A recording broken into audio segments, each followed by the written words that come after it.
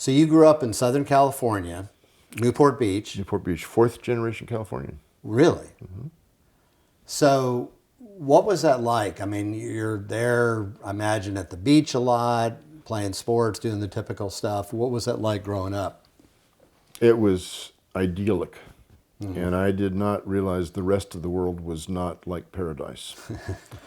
The temperature never got below 50 degrees, except there actually in the center of Newport Beach, right at the beach, there's a little historical points. It's a marker. You kind of walk around like Wizard of Oz, you know, the yellow brick road. And it says 1960 on this date, it actually snowed. Wow. It did not stick, but it snowed. Right. And I don't remember that. It must have been really quick. Wow. So it never got over the 80s, you know, and I was surfing, body surfing during the summer, and I played a lot of football. Okay. All 4 years of high school. And grew up in a Christian home? Yeah. Okay. Yeah, both parents came from Christian homes. Okay. And it was great. I mean, I was very privileged. And my dad was a little rough. My mom was a little soft. So I said, he's the coach and she's the cheerleader. And either one would have been a bad parent, but together they made a great combination. Yeah, that's great. Yeah. And I think I remember you telling me this earlier, that a lot of engineers in your family. Yeah. And you're the lone biblical scholar. Is that true? Not the lone, but Not the lone. But yeah, my uncle David was the first Fuller Seminary graduate to get a doctorate, PhD, and he got it at University of Edinburgh in New Testament Studies. Okay. He was a great scholar, Okay. but he was an outlier. Okay. And I was an outlier. My dad was an engineer. His father invented the tool that everyone used for most of the 20th century to make blueprints, called a drafting machine. And you look at any World War II movies, it could be the Japanese ship, American ship, you got these drafting machines in there, and he made them all. In World War II, he had 1,000 employees in Pasadena. So he was really cranking things out. And he invented some other things. He invented the skateboard. Sold the patent way too early, but you know. It was Were you a big skater in Oh, I Southern loved California? it. I did a lot of skateboarding. Did you? Yeah. Did I you had all no the- idea that he invented it. Okay. Doing any of the freakish, like up the ramps, and They flips didn't. and all They that? didn't even have those things Okay, back then. those didn't yeah. exist. Yeah, but you could do 360 wheelies, and yeah. So I wasn't that great, but Okay. I was good for the day. You know. Okay.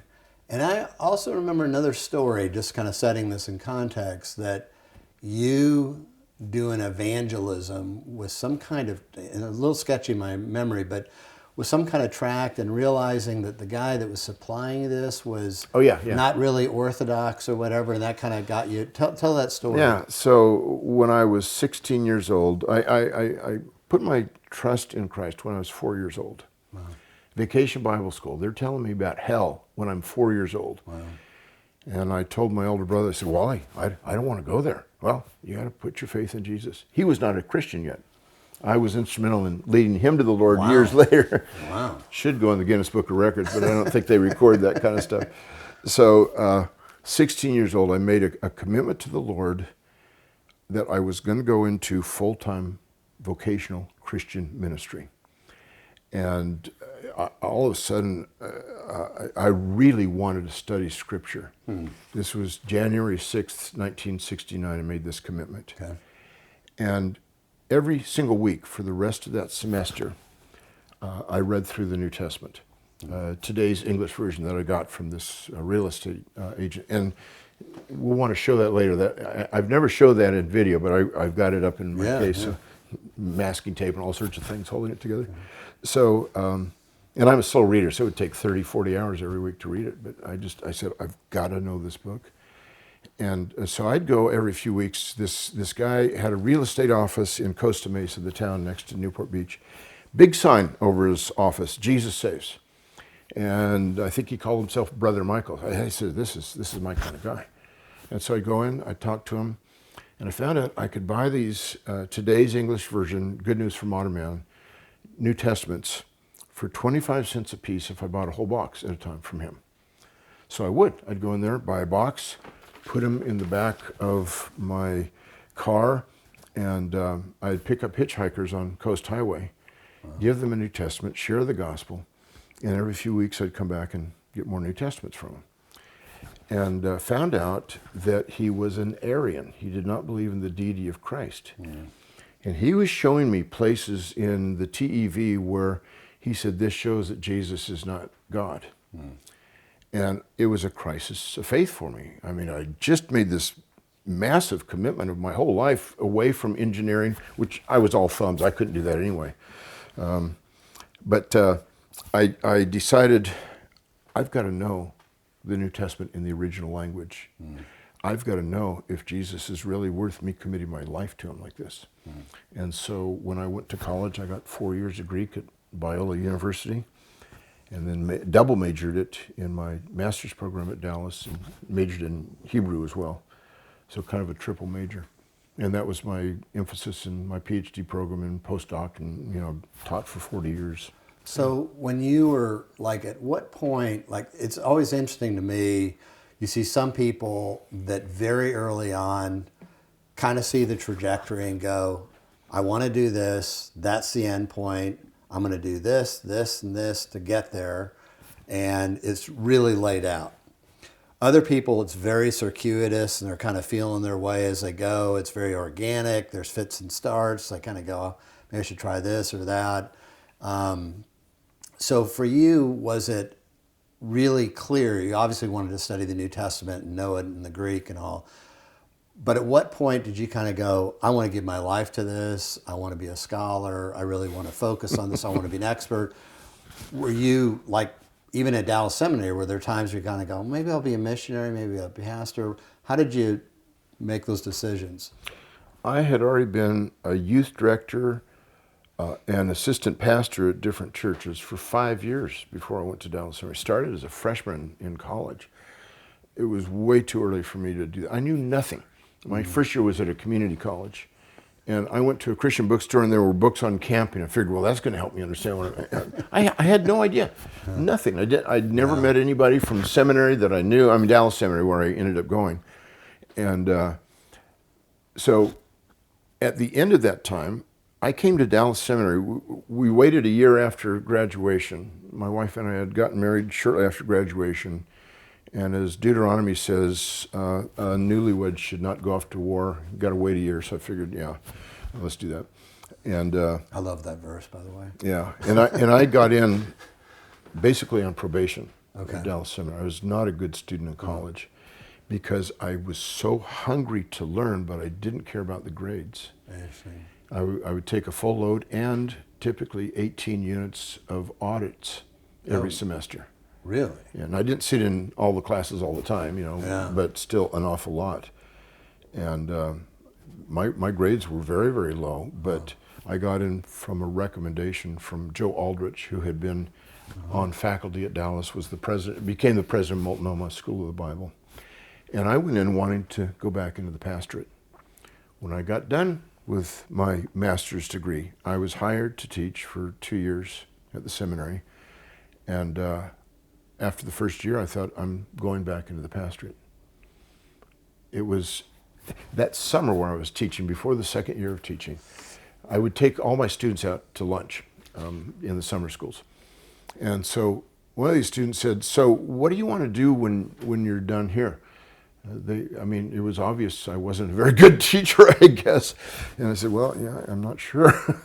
So I had a very clear sense from the Lord, I'm going into Christian ministry, and it's going to be really strongly related to teaching the Bible. But I didn't realize that I'd go into Greek because I almost failed Greek in college, almost flunked out. So I know from your CV, graduated with high honors in the THM program and got the award in the doctoral program. So something obviously flipped. Where did you realize I need to make really good grades, or I'm motivated to focus and make good grades? Was it a professor that saw something in you? Was it what changed that? That's pretty dramatic change. It is, yeah. My first year of Greek, I took 4 years and 3 years, 4 years of Greek and 3 years at Biola. My first year Greek professor was Harry Sturz, a great scholar. And at the time, Biola University was a mediocre school. I think it's a terrific school now, but then, You can still get a great professor at a mediocre school, and I latched onto him. Never got an A from him. Wow. My first year, he gave me a C each semester.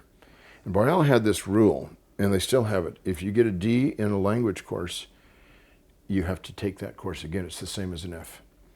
And so he said, you deserve a D, but I'm going to give you a C. What an encouragement. Yeah. First day of class, he said, my name is Dr. Sturz, and I don't want to get to know you personally because it'll be more difficult for me to grade you accurately. Wow. So I tried to buddy up with him, as soon as I could. And What's your favorite coffee? yeah, right.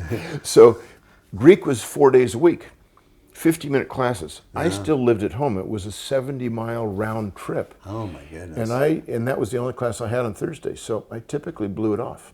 Typically didn't even go. Oh, you can't Well, do that with Greek. You're going to get a 75 if you're only there 75% of the time, at best, Wow. So after that first year, I moved on campus for the next year, and I was taking a different Greek professor. And the first 5 weeks of class, we had to take a review exam of first year Greek. The first week, I got an F. Wow. The second week, I got an F. I'm living on campus now. Don't have the distance. Well, you're consistent though. Yeah, consistent grades. Third week, I got an F. Wow. Fourth week, I got a high F, and I thought, hey, I'm good. Oh, do they this give time. those F plus? Do they have Yeah, those? yeah, Okay. yeah. All right. All right. And then the final week, I got a D, and I thought, I'm really learning this. Oh my goodness. The professor called me into his office and he said, young man, I think you need to quit. If you want to be a Bible major at Biola, you have to have 2 years of Greek. That ruined everything. And so I said, give me 1 more week. I went down to my dorm room, got on my knees and said, Lord, I'm dragging your name through the mud. If I were at UCLA taking Greek classes from a non-Christian, he would have much greater disrespect for Christians and their laziness and mediocrity. And I said, I've got to do this for you regardless of what's going on. I ended up getting the highest grade in the class those 2 semesters from this professor. Wow. And Wow. continued with Greek. But when I got done with Biella, since I'd never gotten an A from Harry Sturz, I got good grades after that, but not an A. I talked to him about what seminary I should go to, and he said, Dallas Seminary is the place you should go. And then he said, but you're going to have to do a whole lot better at DTS. You can't turn your papers in late. You've got to do things on time. They're going to be rigorous. Yeah. So that was the first motivation. The second was we got married at the end of my college graduation, and my wife was going to have to work to put me through school. Now, I worked half-time all 4 years as well. But I thought, if she's going to work this hard, I want to make sure that it's worth it. And so I wanted to do well. Okay. And so those were the 2 things that changed it around for me. Wow. So you're at Dallas, and I know you did the THM and the doctoral program. I imagine, I'm just picking out one name, but a couple professors that immediately come to mind maybe had influence on you. Harold Honer, I imagine. Harold Hunter was my Dr. Fotter. Yeah, Okay. he was hugely Yeah, influential. you wrote his obituary, I know. For Yeah. Who else had real formative influence? Would you say? Buste Fanning had a Okay. great deal of influence on me in the New Testament department. Okay. But there were others in other departments. I think Elliot Johnson in the Biblical Exposition department, he taught me how to think biblical theologically. And I learned my theology far better from him than I did from most of my theology professors. Wow. But Craig Glickman was one of my theology professors. He only taught for about 5 years. Yeah, I had Craig. But back then, before we had an MA program, you came into this, it was soteriology that I took from. And when you take that course, you have to know your Greek and Hebrew. We were working in the languages. Wow. And one of my favorite books of all time is, who wrote the Pillar Commentary on John? Carson. No, Morris. I'm thinking not, Morris, not, the not early yeah. iteration, yeah. Yeah, Leon yeah, Morris. yeah. So yeah. Leon Morris. Yeah. Leon Morris, his book, The Apostolic Preaching of the Cross, was required reading. And that opened up the world of wonders of what our Lord accomplished for us on the cross. I just, It was his doctoral dissertation, but it was as devotional as anything I've ever read. I thought, oh my gosh, look at the riches of what Christ has done for us. Yeah. So that was influential. There were Old Testament professors, Alan Ross, who taught me Hebrew, and he also taught me Mishnaic Hebrew. I took a course on Mishnah from him, which was really influential. Wow. And then Ken Barker. I took more classes from Barker than anybody else. He was the head of the Old Testament department after Bruce Waltke left. Okay. Okay. And I loved Barker. So Okay. those are the ones who really had a huge influence on me. Do you, I mean, obviously with your grades in the THM program, there were options to study abroad, England, various places in the UK. Was that a consideration, or did you kind of go In ham? the THM program? No, when you got done with the THM Oh, I see, program yeah. to go do a PhD Yeah, at yeah. Aberdeen or Edinburgh. Right, or, right. Did you think about that very seriously? I thought about it very seriously, yeah. You're surrounded by guys like Honer that went to Right, Cambridge yeah. and And others. Hunter actually Fanning. built the New Testament department. He had people teach for a year. I thought they were good teachers, sent them off to the UK, raised the money for them to get their degrees, because they didn't have any kind of scholarships that what they have Yeah. now. And so almost everybody got their degrees in the UK. And I actually got accepted into Basel. Okay. I never applied. I got accepted. Wow. Because my uncle knew Bo Rika, who was one Oh, of yeah. the Yeah. senior professors Yeah. there. They had been classmates, I guess, at Wow. Edinburgh. And he said, you got to take my nephew. And he said, oh, yeah, I'll be happy to take him. So I wrote to David, my uncle. I said, David, if you have $50,000, I'll be glad to go to Basel. I'd love to go to Basel. Just didn't have the funds. Right. So Right. my next choice was to study under Bruce Metzger at Princeton Seminary. Yeah. And I interviewed with him in 1982. I had an article coming out in one of the major New Testament journals that comes out of Holland. It's Novum Testamentum. Mm-hmm.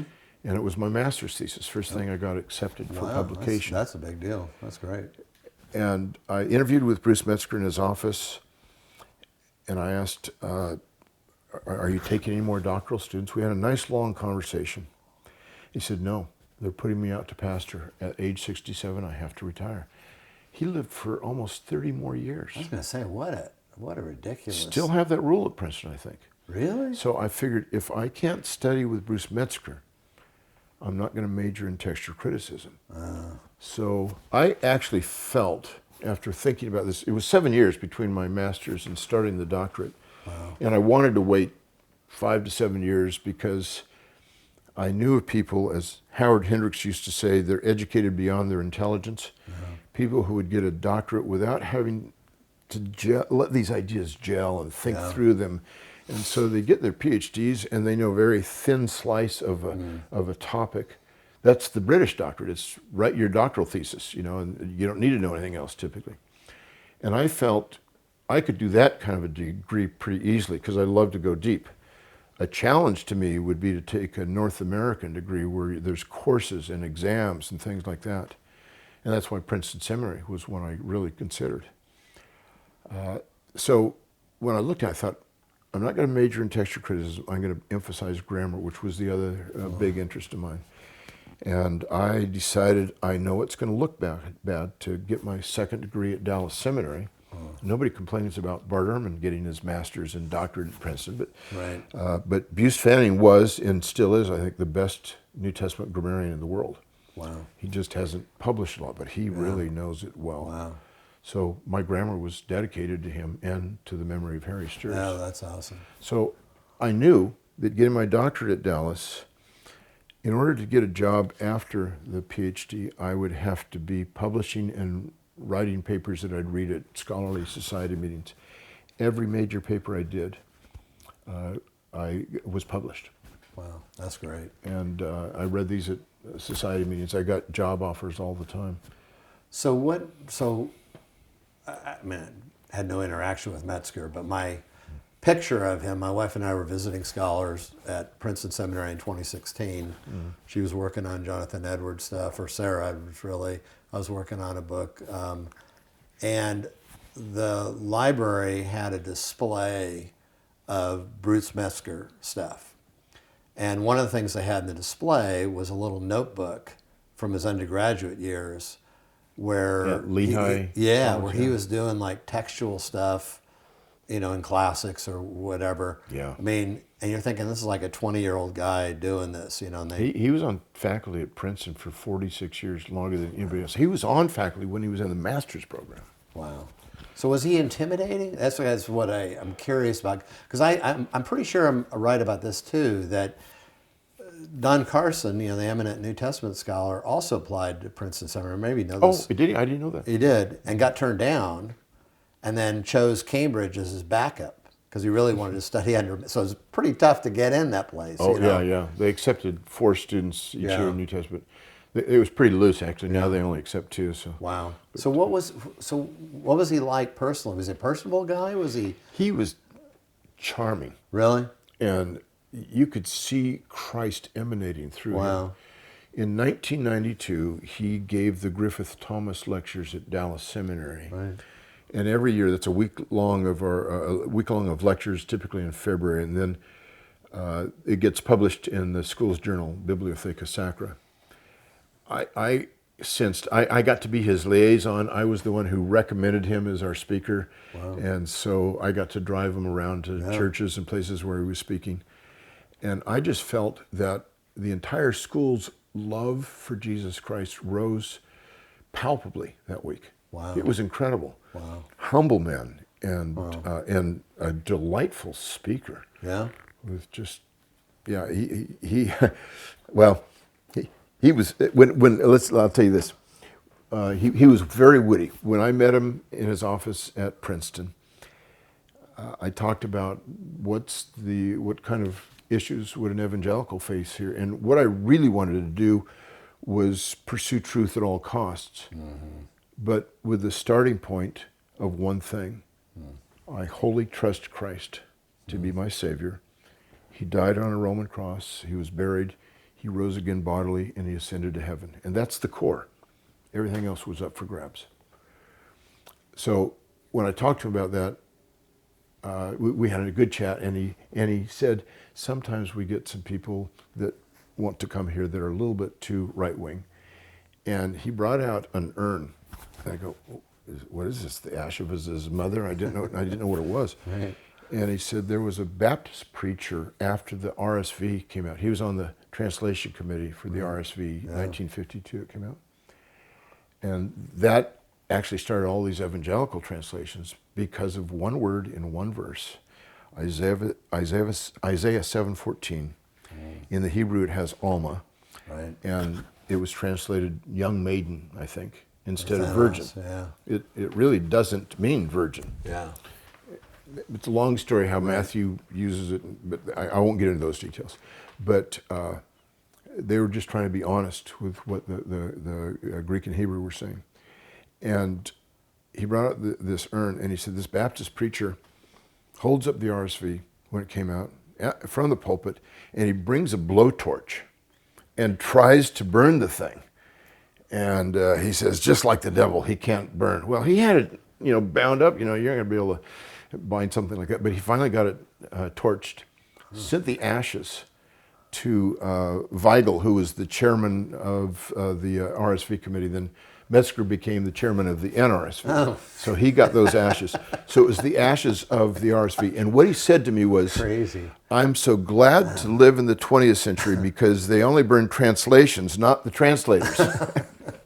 Oh my goodness. Wow.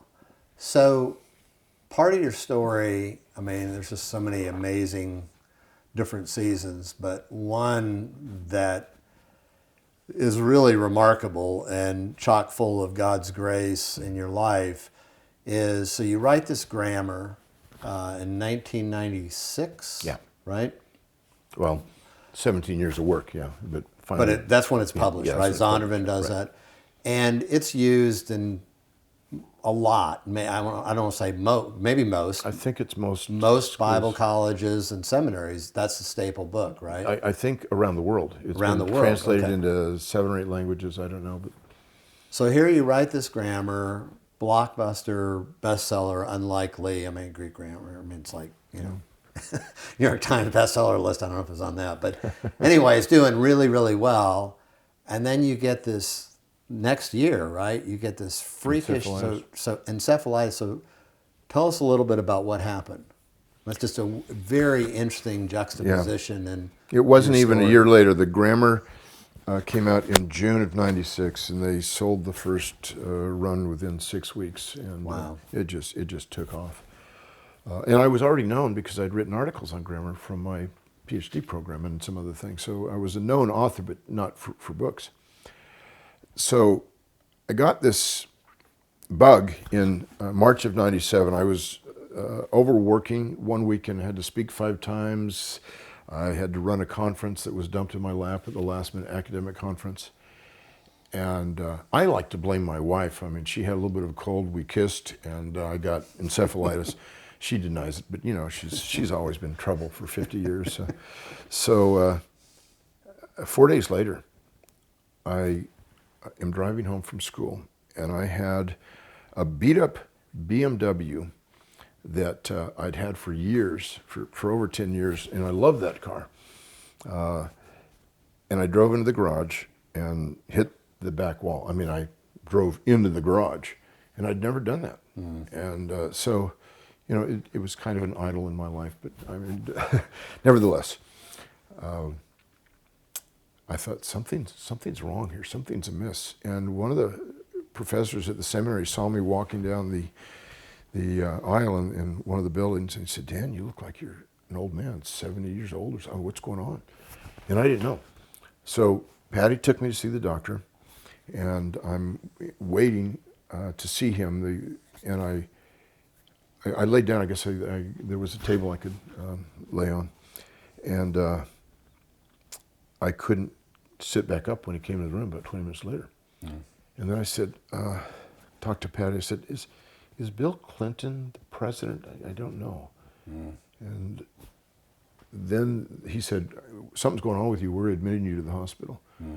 4 days later, I couldn't walk, and I'd have paralysis. It would start, and then I'd get the entire body would be paralyzed for about 45 minutes, except for my fingertips, and I could talk. That was it. Was it painful? No, it was No, not it wasn't painful. painful, okay. This encephalitis was never painful. Okay. In fact, I was fascinated by it. I thought, "Oh, wow, how does this kind of thing happen?" And one shrink came in to see me at that hospital. He said, he's too preoccupied with death. There's something wrong with this guy, you know, and he wasn't a Christian. I was fascinated. He said, "Are you afraid to die?" I said, "Of course not. I know where I'm going." And so he thought I was really weird, you know. Wow. So Wow. I ended up going to 5 different hospitals. Mayo Clinic saved my life. And at the time I was sleeping 22 hours a day. I was in a wheelchair for 9 months. Yeah.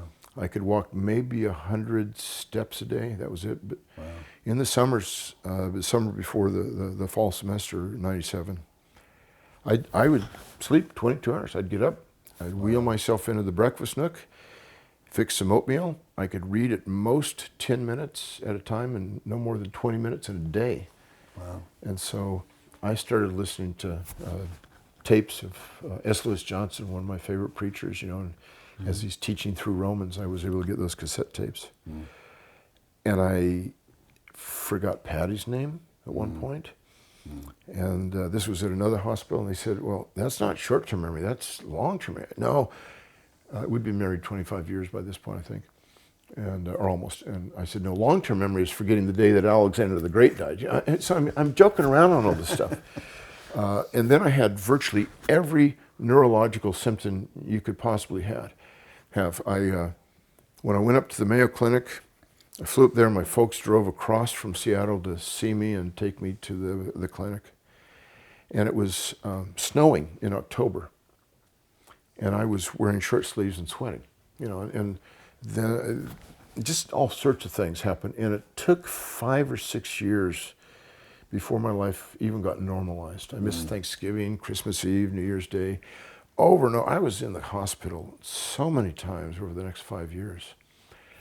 And it really took a hit on me. I forgot most things in my life. I ended up having about the equivalent of 1 year of Greek down. So you remembered the alphabet, obviously. Right, Basic grammar, a year of Greek, that yeah, kind of basic stuff, grammar, yeah. and I'm teaching second year Greek that next fall from my grammar, most of which I did not remember writing.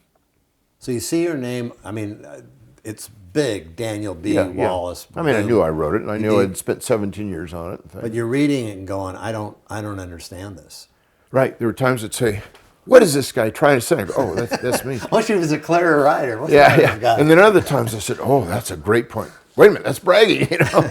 And so it was Lee Strobel who interviewed me for his Case for the Real Jesus. He interviewed Bruce Metzger in the first one. This one was responding to Bart Ehrman and his claims. And he wrote up in the interview something I'd never put together, but it's true. He said, I interviewed a man who learned Greek by reading the Greek grammar that he himself had written. So here I'm teaching myself Greek from who I was a year before. What did you think as you were reading it? Do you remember? Do you have a memory of like going, "This is pretty good. It makes sense. This is really laid out nicely." Or Yeah, I think I'm a pretty clear writer, but sometimes I go, "What is this guy trying to say?" And wow, you know, it really was. I'd say I recognized about a third of it, maybe, that I had written. But my languages were dead. I wheeled myself in a first-year Hebrew to relearn Hebrew. And first day of class, the professor puts up, just to show us, the unpointed text of Genesis 1.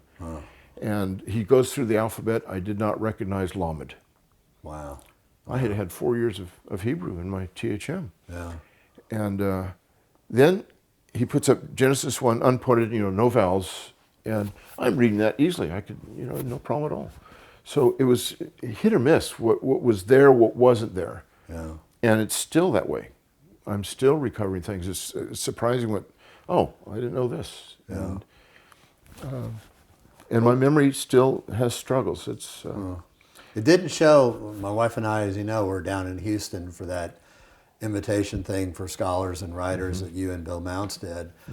And Bill, who's obviously a Greek scholar as well, he deferred to you a number of times when he felt like he was kind of out of his depths and deferred to you. And you seemed encyclopedic and didn't miss a step. I mean, as long as he defers to me for the right question, sure. So does that feel comfortable now, like in classes and stuff, when students will ask, all kinds of things? Do you ever find like those potted places where you kind of go, I know that, but I can't really quite retrieve it right now. Most times I can field questions pretty well and deal with the details. But there are times, twice it happened in 2022, the spring of 2022. I'm teaching first year Greek, and I forgot everything, had a complete blank. Wow. So, 2 years ago. And I saw a neurologist that summer, and she had MRIs done and blood work, and I ended up seeing a neuropsychologist, I guess, and took an 8-hour IQ exam. And he confirmed what my whole family has known for years. I'm in the lowest 10th percentile on directions and geometry, and my wife is the one who is the mechanic in this house. No wonder I didn't want to go into engineering. I'm all thumbs, I get lost coming out of my own bathroom, so I really do. I just, I've gotten lost everywhere, and I'm directionally challenged in some huge ways. But everything else was really good. In fact, my memory, it was a baseline. He said, your memory is exquisite. Wow. So there's gaps. I mean, there's times where I just forgot. This last week, we had our board meeting for the CSNTM, and I was forgetting one of the members' last names. Yeah. She's been on board for years. Yeah. Couldn't remember her last name. Of course, that could be unrelated, obviously. It could be, I mean, you can do that in your 20s, and you don't think twice about it, but happens later on after an illness, and you're thinking, maybe it's due to this. But I'm seeing a neurologist again. I'm hoping it's not the encephalitis coming back. Yeah. So I'm going through some tests this week and next week. Okay. Well, that's a good thing to pray about. Well, I want to get to the center in a minute, Yeah. but you mentioned Bart Ehrman, and I know you've debated him 3 different times, right? I saw the one at, not in person, but I've seen it online. The one at SMU, Yeah. 2011, 2012. In 2011, October 2011. 2011. And so some people probably watching this will recognize that name. So grew up in evangelical, Moody. This is Bart. Moody, Well, then he Wheaton. didn't grow up in evangelical. Grew up in kind of a nondescript, right? Yeah. Yeah. But went to Moody, went to Wheaton, then did MDiv and PhD at Princeton Seminary, Bruce Metzger and stuff. I've had one email exchange with him a few years back, maybe more than a few years back, asking him, how do you and your doctoral supervisor, Metzger, look at the same text and come to widely divergent views on it? And he wrote back, and gracious to write back, and said, well, I guess it's the way we look at the text. I know from reading some of his other story it's been very public and stuff, that he said about one time he was sitting at UNC Chapel Hill, where he's been at for many years, and he says that he was looking out the window and he just was overwhelmed by the problem of evil, and it just was almost suffocating, immobilizing, and that just was very much affected him. So you debate him these three different times. Obviously, you're both high-level textual critics. You both know well the data, the evidence. He's seen it and stuff, but yet very different views, whether it's the deity of Christ, fill in the blank. What's that been like? I know you guys are friends, and it's wonderful. You guys have been friends for 40 plus years, right? Yeah, I met him when I visited Metzger in 1982. Wow. Okay. First time. So how do you process it? A lot of people go, how does that work? Like, what's going on there? Like, If it were not for conservatives, there would be no theological liberals. They come out of conservatism. Yeah, I think there's a lot to that. And often, I'm not going to comment on whether Bart's like this or not, but often they come in as fundamentalists, and they're brittle fundamentalists. They hold to black and white views about things. And when they don't get the hard answers that they're looking for, hard, concrete answers, how could there, one of the questions Bart asked early on was, how could there be any mistakes in the copies if God is perfect and this is supposed to be the inspired word? Wow. And that's actually a question that is in Muslim circles about the Quran. And they, the popular view among Muslims is there are no mistakes or corrections. It's Christian history has never had anybody suggesting that.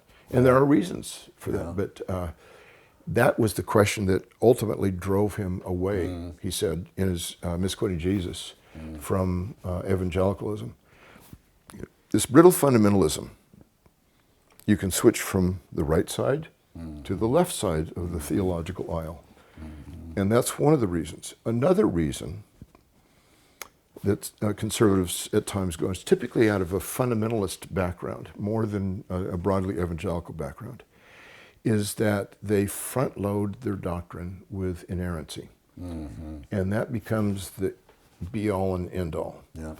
And I view that as, I call it the domino view of doctrines, that when one falls, they all fall down. I've seen that a lot of times. Yeah, if your starting point is the Word of God must be inerrant, and that's your core doctrine, you're in trouble already. Right. It is not the core doctrine. Right. The core doctrine of the Christian life, of Christianity, is Jesus Christ himself. And the New Testament says that no other sign will be given except for the sign of Jonah. It's Right, like the bodily resurrection is the centering deal. Yeah. Even B.B. Warfield, a great defender who taught at Princeton Seminary, a great defender of inspiration, said, if the New Testament was not even inspired, not scripture at all, it still speaks historically of who Jesus Christ is. Right. And that's the core. So the core for my faith is, as I said, Jesus Christ died, buried, risen again, and ascended to heaven. And I think this is what when I was interviewed by Lee Strobel, he asked me, if you found an error in the Bible, what would it do to your faith? I said, not much really, because I view those who start with inerrancy as looking at when you spin a top on the ground, it's spinning on a single point. You throw a marble at it, a rock, anything, it's going to fall. That's flipping the pyramid. Our foundation needs to be that God is real. He has spoken to us, and he has spoken to us in his Son. And that's our foundation. And then from there we build up. Inerrancy is really just a protective doctrine. Now, I do believe in it. Yeah. But inerrancy is just a signpost to tell us the Bible is true. Right. In all aspects. It's true in what it touches. Yeah. But if you lose inerrancy, it's not going to wreck your faith unless you have this domino view of doctrine. Right.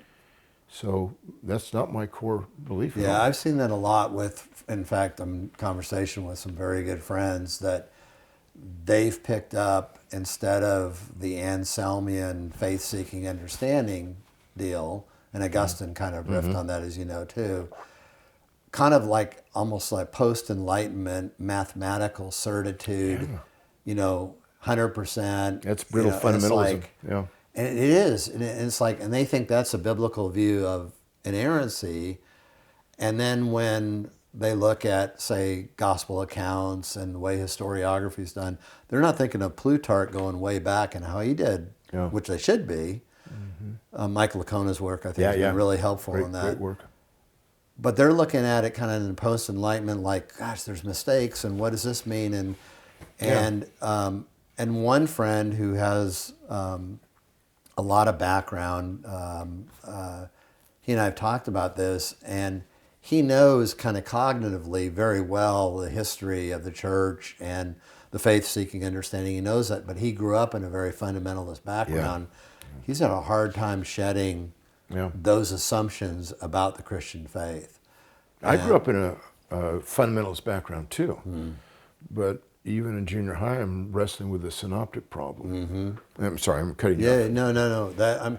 So it does strike me that his stuff, and a lot of skeptics, it is an all or nothing kind of thing. Again, you're the top and everything. So how do you, like, when you obviously tell them, hey, you have kind of the wrong view of what you think confidence in Scripture looks like, has he ever said, or anyone, it doesn't have to be him, but anyone you've talked to about this kind of stuff at SBL or somewhere else, like, oh, I've never realized that's another possible view you can have and still be a committed Christian? I've had some who paused over these things. They haven't. Various conversations. Let's just put, over years, a variety of conversations. But most of those who have changed once are not going to change twice. Yeah. And there's plenty of people who come out of theological liberalism and become Christian. So, but this brittle fundamentalism, black and white view of things. When I debated Bart at SMU, there was some exit interviews of people. And one man said, "This is the first time I've seen an evangelical who nuanced his position, and the liberal saw things in hard black and white terms." Right. So that was interesting. Well, I think of, like, when I was a student at Dallas Seminary doing the MA in Biblical Studies, I was flying back to Phoenix, and I was sitting next to a professor, I believe, at SMU. We got talking, led to the Lord, and he just stopped me. He goes, "Look, there's no way I'm ever going to become a Christian." And I was like, "Well, I appreciate your honesty. Thanks for telling me something. Do you mind me asking why?" And he goes, "Oh, yeah." He goes, "I can't believe that it's early Earth creationism. Oh, my That's gosh. just crazy." And this is a PhD teaching at SMU. And I said, you don't have to believe in early Earth to be a Christian. He goes, "Yes, I kid you not." And I'm making this up. It's almost verbatim. "Yes, you do." And we're on the plane. I go, "No, you don't. I know, I'm agnostic on the issue. I know a lot of people that believe in old Earth and even, theistic evolution and punctuated equilibrium and all these other views." And he just had this category that was just so emblazoned that he had to have that. And since he couldn't have that, everything else, there's no way. Right. And here's the problem with that is that it may have been his background growing up in a fundamentalist arena. And there are some who grow up in that context, and they think their professors believe that, when actually it's their own internal view. I had views even on inspiration that I struggled with at Dallas Seminary in the THM program, and I said, how, I talked to Charles Ryrie about it, and he's the one who said, he said, your views are too tight, which was really interesting. Wow, coming from him, yeah, yeah. And so I was pretty rigid through most of the THM program. Okay. But I changed in 1987. Why? That was the biggest change academically for me. I was asked to teach the doctoral course on New Testament textual criticism I just finished my first year in the PhD program. So I'm a student, and I'm teaching it as a summer course. They had nobody in the department to teach it, so Harold Horner said, I want you to teach it, but you don't get any credit for it. So you'll get money for it, but and I'm preparing these guys for an exam that I didn't get a chance to look at till I actually took it. So I read thousands and thousands of pages and reread all the stuff that I'd learned, and because I wrote basically the 40-page guideline that we used in the department when I taught at Dallas Seminary right out of the THM. Wow. And so I still knew more about the field than anybody else. And as I'm studying this, my views changed. I held to my professor Harry Sturz's views, and I won't get into the details. I don't think those are necessary, but I have a tendency to be very loyal to a person, and if they've had a big influence on my life, I'll adopt things uncritically. And so I held to Matthean priority because of Harold Horner. Yes, and I held to Harry Sturz's view, and in 1987, 16 years after I started studying under Sturz, and I audited his class on year-long course on textual criticism, I changed my views. And so in April of 87, while I'm studying, getting ready to teach this course, I called him up and called him several times that month. I spent $100 on the phone bill in 1987 money. Yeah. And I said, Dr. Sturz, I needed to tell you that my views are changing, and I don't want you to hear it from somebody else. He said, you have a duty to pursue the truth for the sake of the Lord Jesus, not to follow me. Wow, good for him. He gave me the freedom and the blessing. At that point on, that's what I taught my students: pursue truth at all costs. Oh, that's terrific. That's wonderful. So it was a huge thing. Wow. So Dan, tell me a little bit about the Center for the Study of New Testament Manuscripts. Well, first of all, it's a mouthful. It is. So let me make it easier. Okay. The acronym CSNTM is not easy to remember unless you do it with a couple memory helps. Okay. You know who C.S. Lewis is? Right. You got the first two initials. Right. And I'm sure you've seen The Wizard of Oz. Yeah. And you know who Auntie-M is, right? C.S. Auntie-M. Very nice. Okay. I told that to my first year students a couple years ago, and they'd never seen Wizard of Oz. This is a new generation that doesn't know American lore. You know? Well, memory devices are great. I use a lot of mnemonic devices. I remember in high school, sophomore year, our history teacher, also a baseball coach, he said, I'm going to teach you guys about how to memorize things very easily. And he put homes on the board, and he said, these are the 5 Great Lakes: Huron, Ontario, Michigan, Erie, Superior. I have not thought about it since I was like 15, but it was one of those things. I've done it with the tribes of Israel, all kinds of stuff. Anyway, so it's an ancient Greek method, really. Yeah, it's very, and also the memory palace that they use, like in China. I know Matteo Ricci did that. So you start the center in 2002, right? And how long had you been thinking about it? And describe a little bit about what you do. I started in 2002. I'd been thinking about it earlier than that, probably as early as the late 80s. Oh, wow, okay. What I wanted to do, I was just thoroughly thrilled when I got to see photographs of New Testament manuscripts. And I'd spent a lot of time in the library looking at Codex Sinaiticus, that we have a pretty decent copy there. And I thought, we need to get these so that they could be accessible to everybody. Digital cameras started coming to their own in the late 90s. And at the same time, the Palm Pilot and Apple's Newton were little handheld devices where you wrote text on the screen and it converted it to printed text.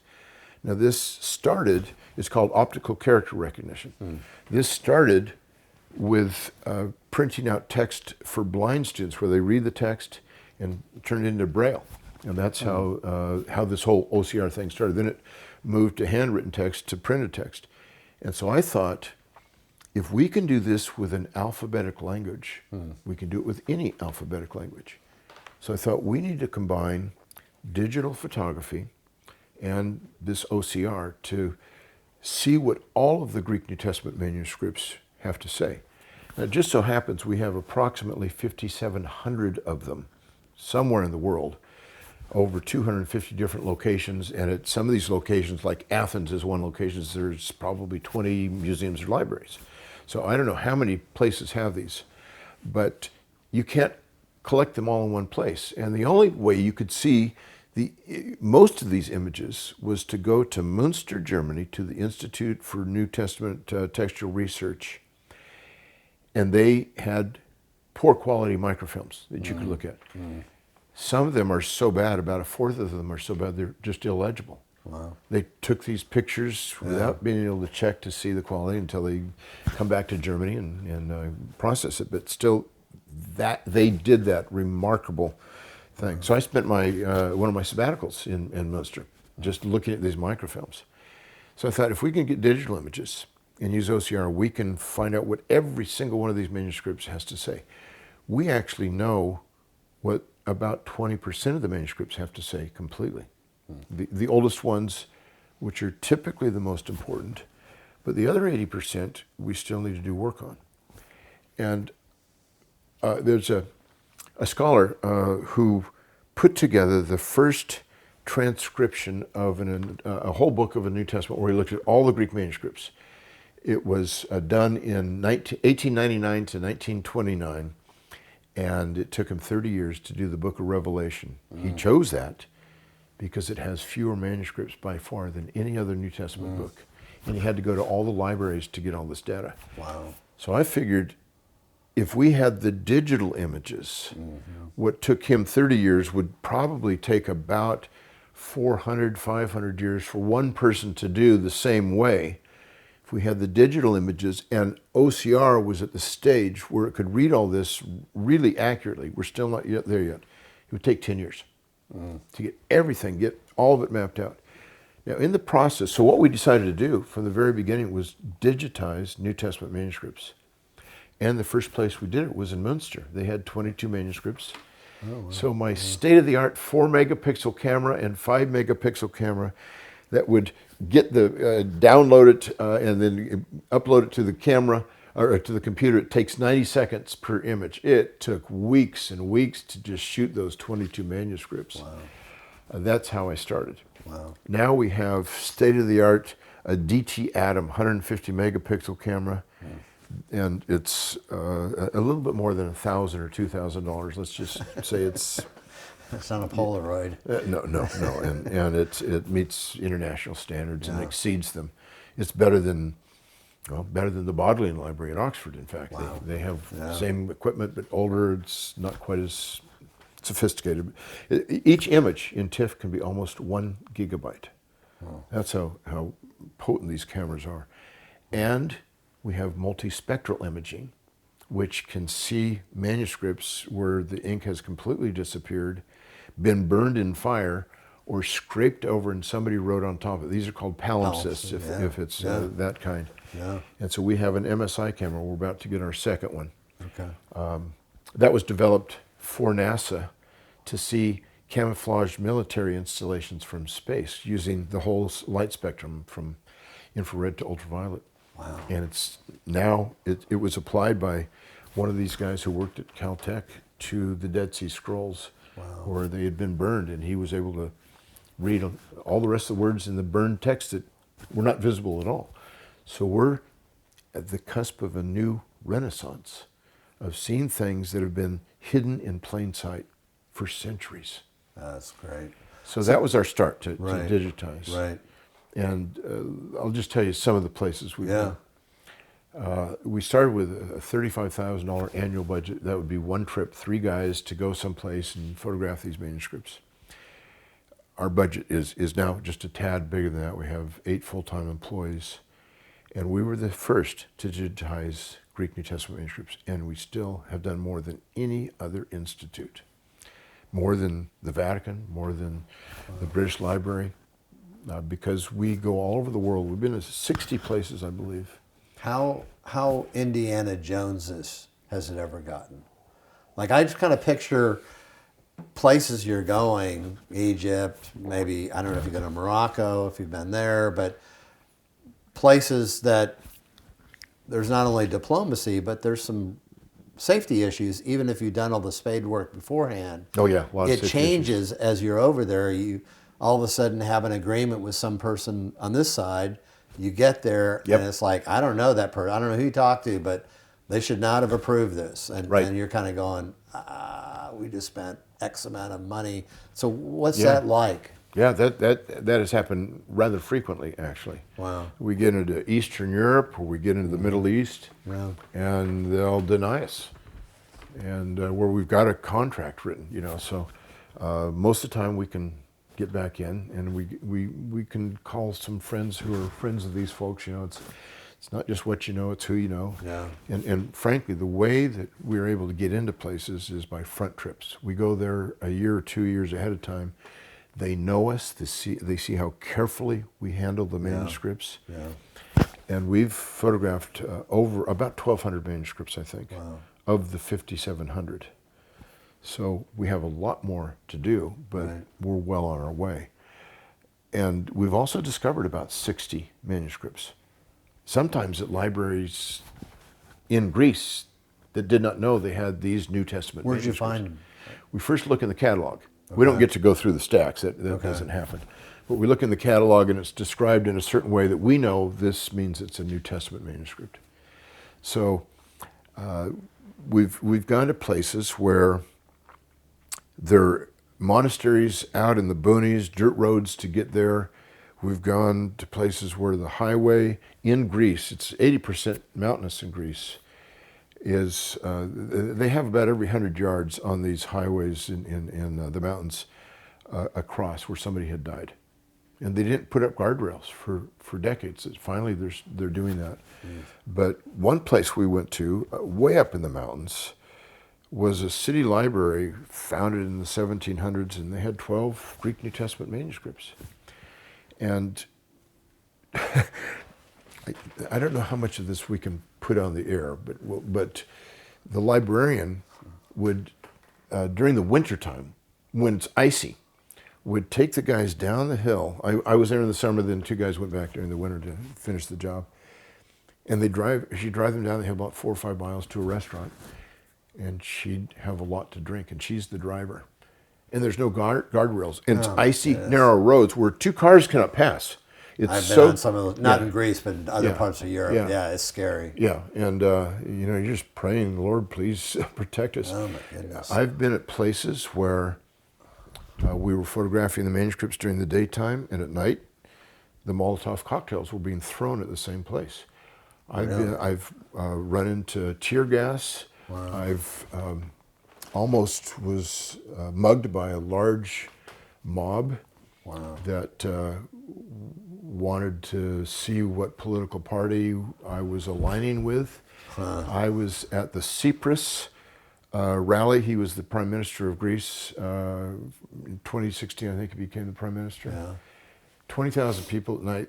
I mean, it was like it was a mob. Wow. And his whole platform was, we're not going to pay back the European Union for what we owe them.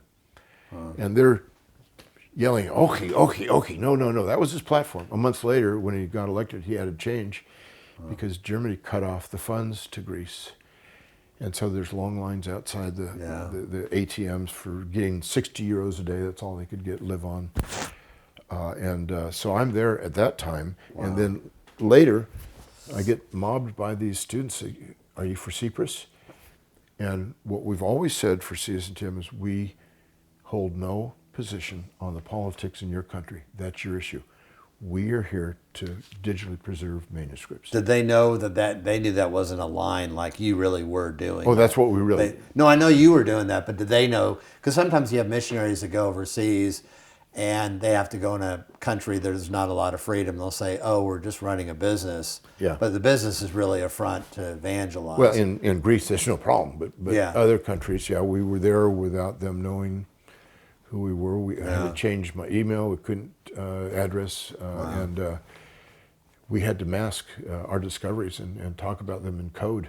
Wow. And we've been in places where there were Muslims in the library or communists that were trying to sabotage our work. Wow. And as I said, walked into tear gas. And we've been in places where the taxi driver had to take different routes each day because of the communists who were not rioting, but having their rallies and getting a little bit too frisky. So do you tell your students these stories before they go, or do you say, hey, by the way, now that we're here, let me just share a couple things about what may happen? Yeah. And the wives of the married students are nervous. I bet. But not every place is like this. Yeah, Some places sure. take incredible care of their manuscripts. Yeah. But not all do. Yeah. And the problem we have is that these manuscripts, some of them are housed in sheds with a dirt floor. One of these islands in Greece, I went, it was a monastery that had 2 Greek manuscripts, and they had not opened this shed for decades. It seems like a 1940s lock. They were able to get it open finally. 2 manuscripts sitting on a shelf with really thick dust there. I opened up the first one. They were both paper manuscripts, not parchment, not papyrus, so later. And I opened the cover and... So it's like a codex. It's a Codex, not a scroll, yeah. Okay. All of our New Testament manuscripts are on a codex, which Okay. is a story in itself. Okay. And I opened up the cover and scores, maybe hundreds of little pieces of paper just flew out. Okay. I could have taken my finger and punched all the way through the end. It's too late. It's destroyed. Yeah. We'll never have a record of that manuscript. Wow. So we are in a race against time to digitally preserve these manuscripts. Yeah. Because they're all written on organic material and they're all deteriorating. Even at the British Library that keeps them in a certain kind of a gas that keeps them protected, very low lights, they know that by just showing pages in Codex Sinaiticus or Alexandrinus, 2 very ancient manuscripts, at some point they're going to completely be invisible. Yeah. So wow, well, they're that's trying great. to slow that as much as possible. Yeah. So our task is to digitally preserve this. We are taking on the role of the scribes for the 21st century. They preserved it for future generations. And our motto has become what I read in one Greek manuscript at the National Library of Greece in 2016. The scribe wrote a colophon at the end of his manuscript. A colophon is a personal note. Sometimes they say, thank God the end is here, or it's cold outside. You know, all sorts of little... Cat's bothering me. Yeah, something like that, right? So the inkwell is frozen, you know. But this guy wrote, written by the calligrapher and scribe Andrew, a sinner.